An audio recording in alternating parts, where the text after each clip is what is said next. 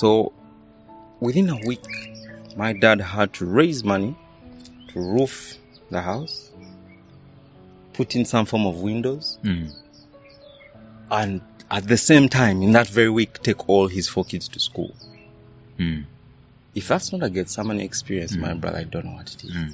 So I never really understood what he was going through until I grew up. And I had my own personal experience. And I thank God because, guess what? Within a week, the house was roofed. The house was fitted with windows, but no window panes. There was no glass. So we entered that house. It was a shell house as far as you can imagine a shell. And instead of windows, we had plywood to cover from the elements. And at night when it would rain, the wind would enter from one side and go out another side of the house. You will feel the brunt. Yeah. And all this happened within a space of 1 week. That I went and found it.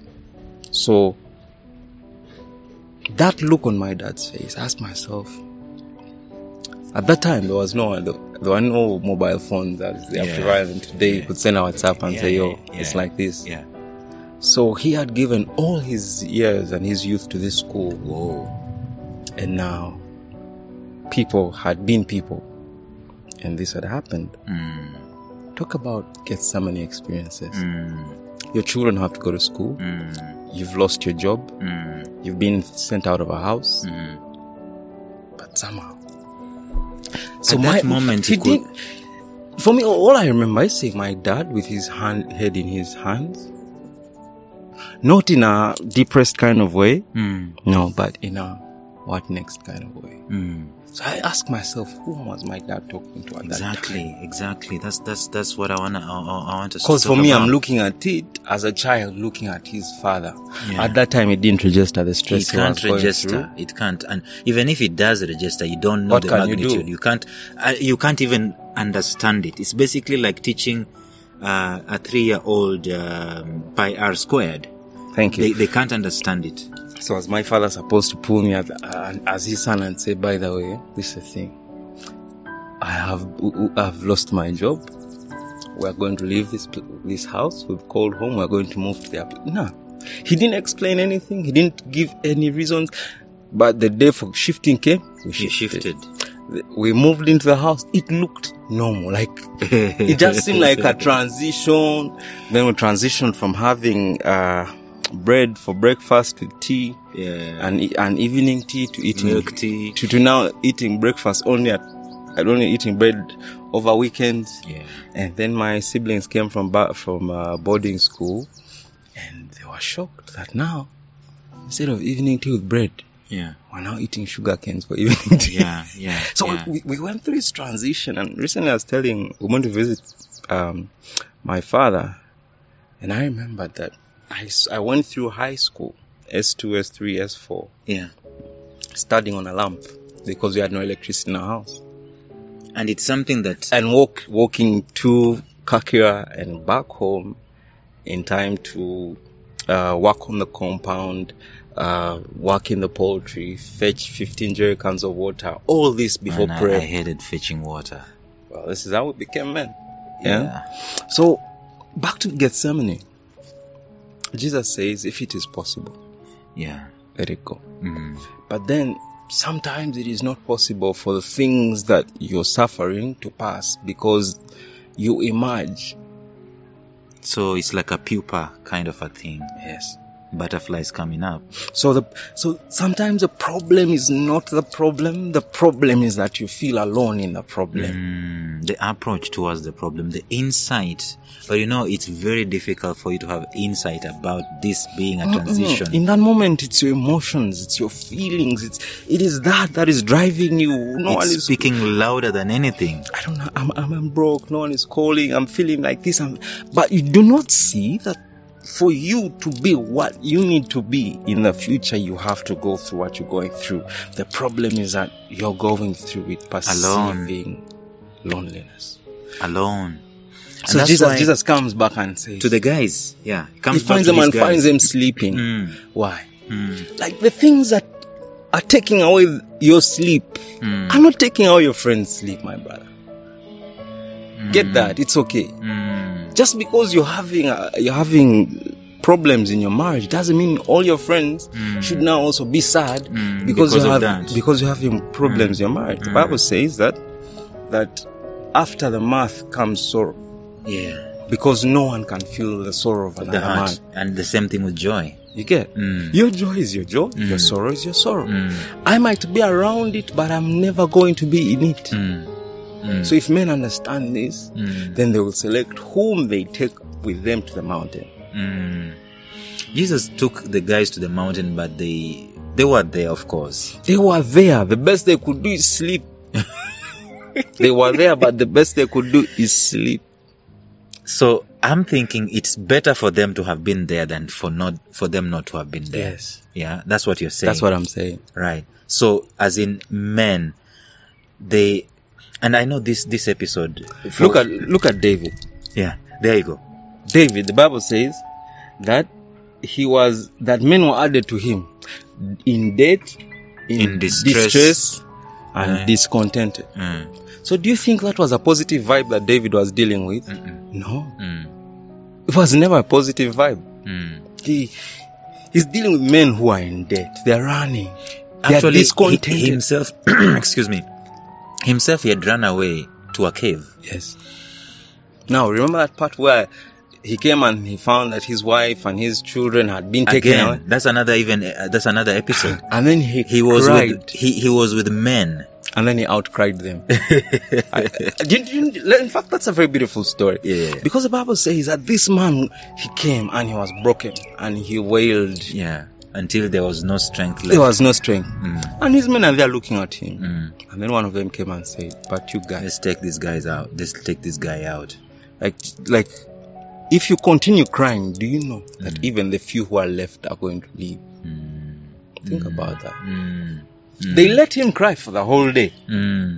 But the moment his crying went beyond a certain point, they came and said, no, my master, it is now time to act. What am I saying? That in the right company, there is a proper way for a man to handle pain and to handle loneliness to a degree that there is time and space for you to feel how you're feeling. Then a time comes where you have to be deliberate about getting up and going out. Regardless of how you feel. Yeah. So Jesus is saying, take it away, take it away, take it away. Yeah, he's trying to pray for a breakthrough like we normally do in the Christian circles. But he knows he has to go and get that kiss. He has to go and get Judas's kiss. I gotta get a nail in his... He has. So a time comes, he can't cry anymore about it. Gotta do it. Just goes out there, does it for the glory that is set beyond him. So the same thing happened for David. So his people told him, but guy, if you keep crying, even the people who are left, we're going to stone you. Yeah. So a man is a leader. And the fact that he's a man, and therefore a human being, it means that he's prone to emotion. But I think what we have misunderstood is that a man is emotional, but should not be ruled by emotions. That it's okay to have emotions. It's okay to emote, which is to show emotions. But what is not okay is to be governed by emotions.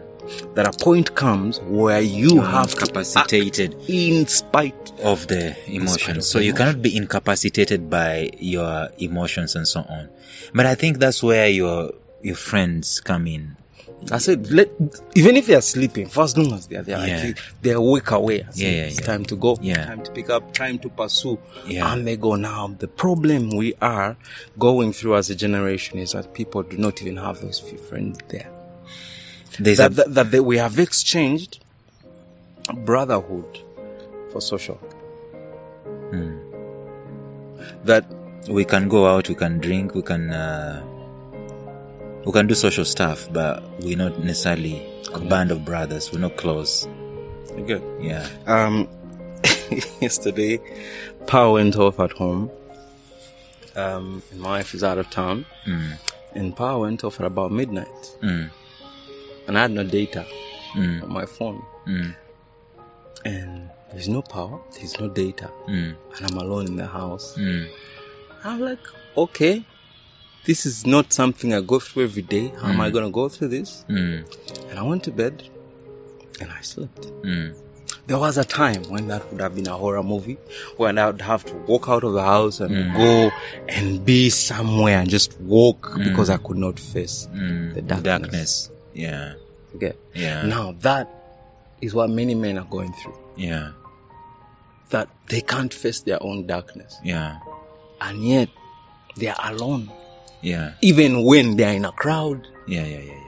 Do you get that? Yeah. That they can be out drinking and partying, but the pain that they are going through, they are alone. They can't even bring it out. They're trying to drown the pain in the party, and it's a vicious cycle. It goes on with them. It carries it back with them.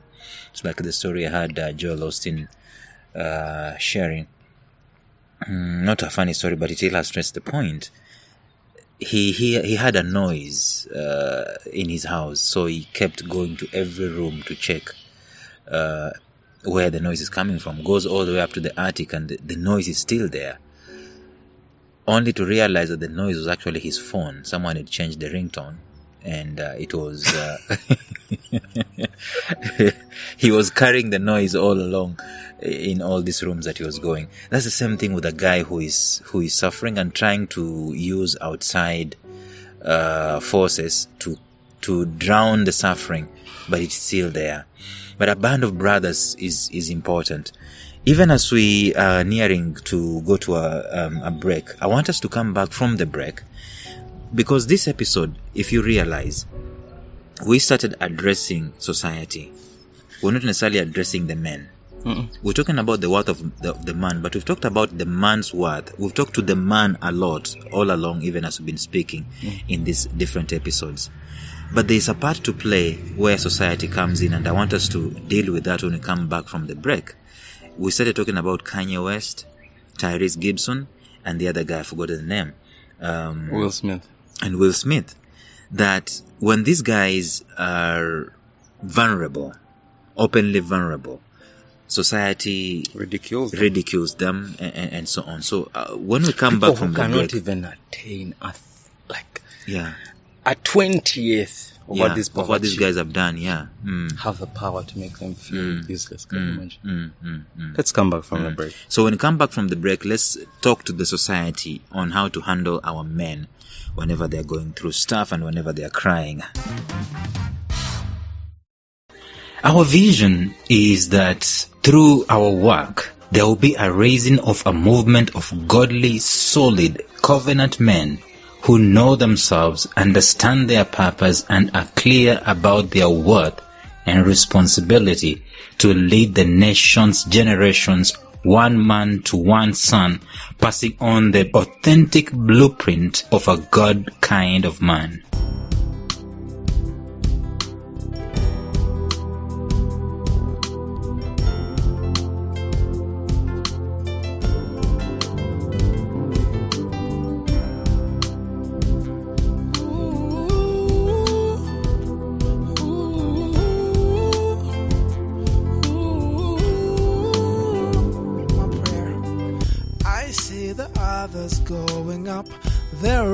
Smoother sliding down.